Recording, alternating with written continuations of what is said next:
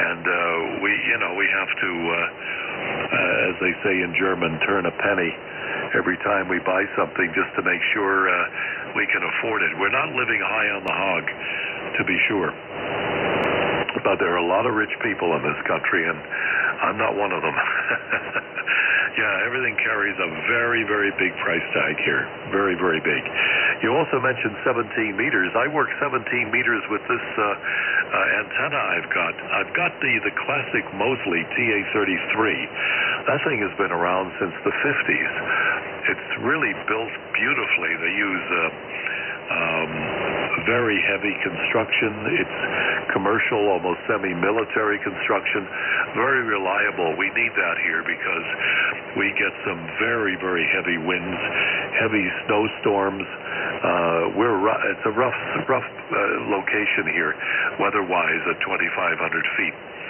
And we get hurricane winds that come through. So we need that good construction. That's why I decided on the TA33 from Mosley. But we opted for the WARC version. The WARC version is really very simple. It's just a fourth element. It's a rotatable dipole, trap dipole for 12 and 17. But when 17 is open, we do an amazing job. We get through extremely well, and I've heard more than once a stateside station, for example, telling me that I'm one of the loudest stations coming through from Europe. Okay, we use some power. We use about 700 watts, 700 watts on 17, but still, it's only a rotatable dipole. And, when the band is open, it can really do well. Of course, 10 meters. I heard a little bit of 10-meter activity the last few days, but nothing transatlantic. I had to smile when you talked about CB. A friend of mine back in the late 50s, stateside, when CB was coming up, it was highly regulated there.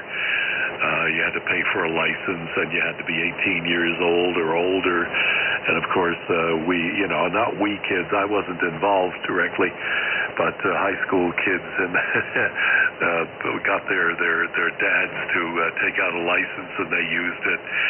And I think it was 5 watts. You were allowed 5 watts in. Everything was input in those days. Today it's output. And it was all AM. There was no sideband, no FM. Sideband is still around. We have it in this country.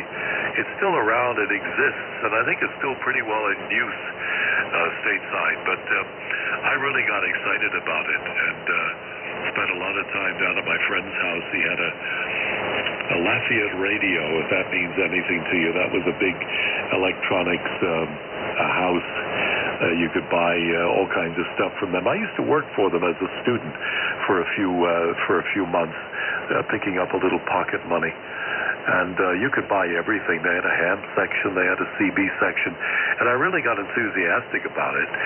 Radio was obviously in my blood. And then I asked my father if he would buy, give me money for a CB transceiver. And, he did the right thing. He went to a friend of the family who was a radio ham. And I don't have to tell you the rest of the story. He said, save your money, tell your son to study for his ham radio license and get a ham radio license and then buy him a transceiver. So that's what happened. I never went the CB route, but many, many others did. I know talking to G stations, you hear a lot of stations saying they had their start in CB. And as far as being with the police is concerned, okay, I guess you're still in active service there. There's a joke. It's only part of a joke about different European nationalities and their characteristics. But the one that's most appropriate is about the police. Hell is where the police are German. Heaven is where the police are English. I don't know if you on the force are still the gentlemen and ladies who the joke was intended for. But watching Barnaby, I don't know, the old Barnaby, and watching a lot of modern British police stories like Wycliffe, And, well, you get the impression that the police are a little bit more reasonable and easier to deal with, a little bit more considerate than our police around here. Although I can't complain about the Swiss police.